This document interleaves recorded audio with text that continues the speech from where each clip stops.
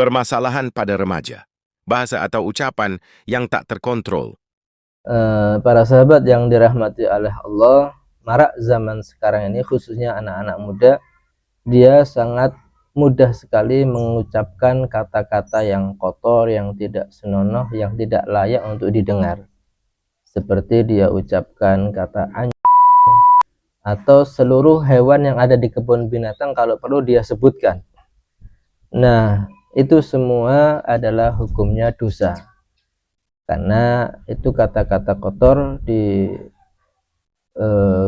peringatan oleh Nabi Muhammad dalam sebuah hadisnya, man kana yu'minu billahi wal yawmil akhir falyakul khairan aw liyasmut. Siapa orang yang iman kepada Allah dan hari akhir, hendaknya kalau berbicara itu yang baik, yang bisa mengandung pahala. Kalau tidak, ya lebih baik diam.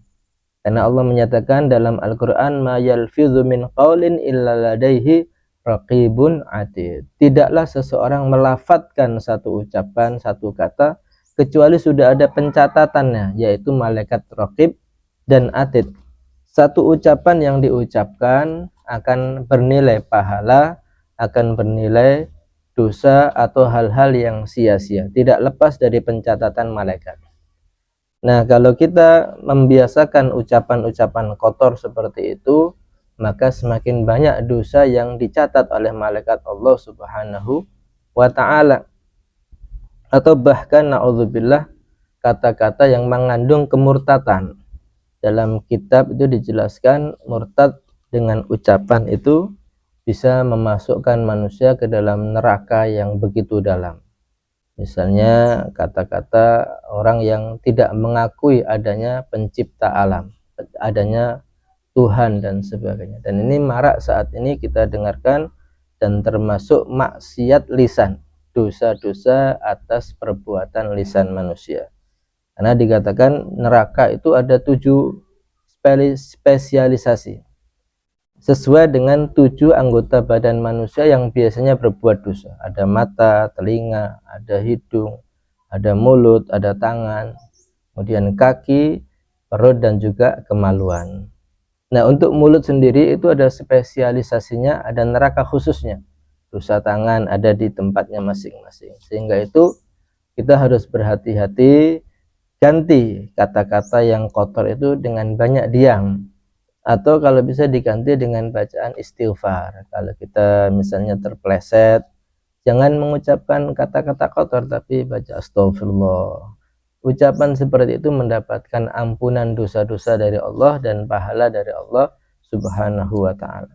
Atau diganti dengan mengucapkan kalimat la ilaha illallah. Itu zikir yang paling utama yang menjadikan tiket masuk ke surga Allah Subhanahu wa ta'ala. Artinya dengan ucapan manusia itu bisa masuk neraka, dan dengan ucapannya manusia akan bisa masuk surga.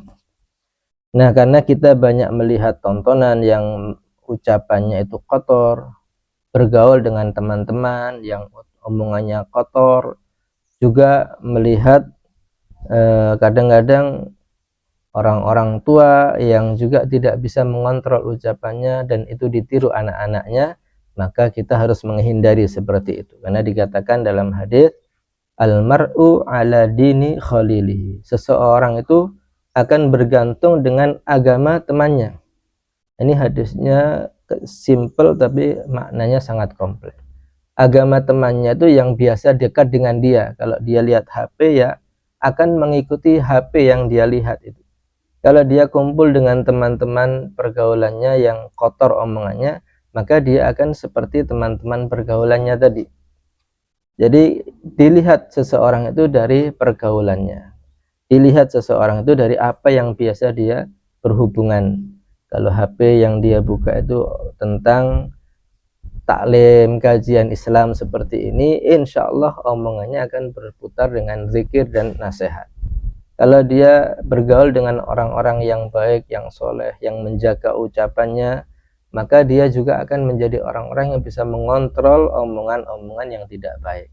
Oleh karena itu bergantung dari pergaulan apa yang dekat dengan dia, dia akan menjadi seperti itu. Semoga kita bisa mengontrol ucapan kita sehingga kita tidak banyak menumpuk dosa, justru kita akan mendapatkan banyak pahala dengan mengganti daripada kalimat-kalimat thayyibah, ucapan-ucapan zikir kepada Allah Subhanahu wa ta'ala.